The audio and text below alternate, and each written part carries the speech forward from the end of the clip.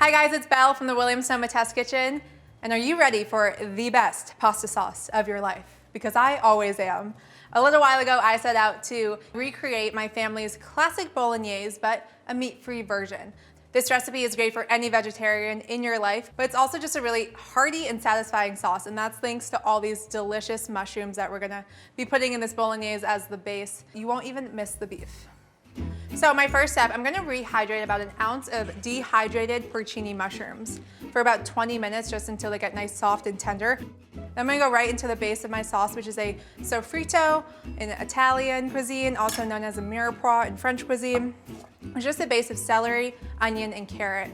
What's unique about this sofrito is it actually has a parsnip in it as well. Parsnip is used a lot in vegetarian cooking because it has a lot of body, a lot of sweetness. So I'm just gonna give this a quick chop. You don't have to worry about your knife skills here at all. This is a really rustic sauce. It's how I learned how to make bolognese. So in a large skillet over medium heat, I'm just gonna add a generous amount of olive oil. I'm gonna let this sweat down for about 15 minutes. I want it to get nice and translucent. That's really how I'm gonna bring out all the sweetness in all this veg. It's been about 15 minutes. I'm gonna add those rehydrated porcinis that I just gave a rough chop right to my sofrito. You can immediately smell right when they hit that heat, that really like earthy, almost like nutty mushroom flavor. It's amazing. I have 3 cloves of garlic. I'm just gonna use a microplane and just throw right in here. Okay, I'm just gonna give this garlic a quick stir in here just until it's fragrant, and just let this to continue to cook for about 5 more minutes. If your vegetables are looking dry, olive oil, the secret to life. I'm gonna add all these amazing mushrooms.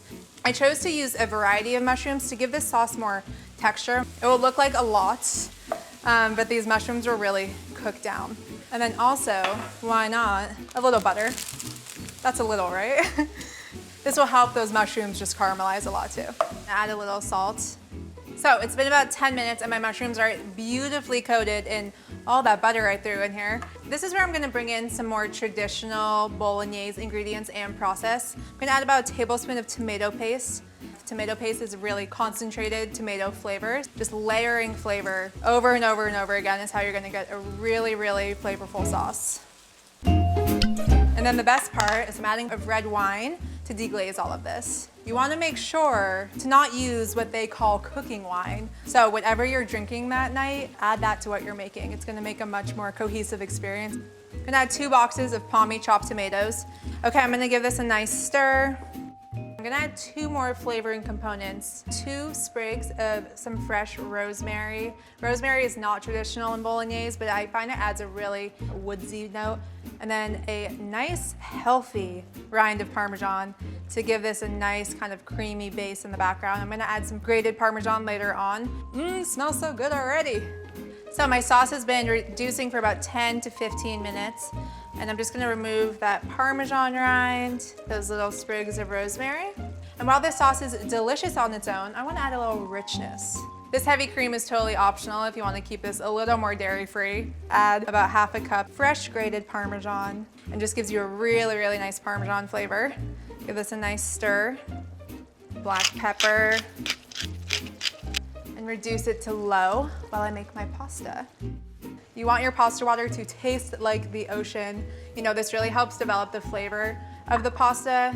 I love pappardelle so much. If I could have one noodle for the rest of my life, it'll probably be this. Just the way it coats sauce, the way it cooks. I'm just gonna throw this fresh pappardelle right in this salty, salty pasta water. Let this cook for about 90 seconds. Just gonna transfer them right from the pasta water to my sauce. You'll see I'm dragging a lot of pasta water with me, and that's perfect because it's gonna help loosen the sauce and then bring it all together. A little more pasta water. So adding about another 1/4 cup of fresh cheese. When the Parmesan meets the starchy water, it really coats these ribbons of noodles so beautifully. So it's time to plate. I'm gonna show you a little extra credit. The art to the perfect noodle nest. Go vertical to my plate, right in the center.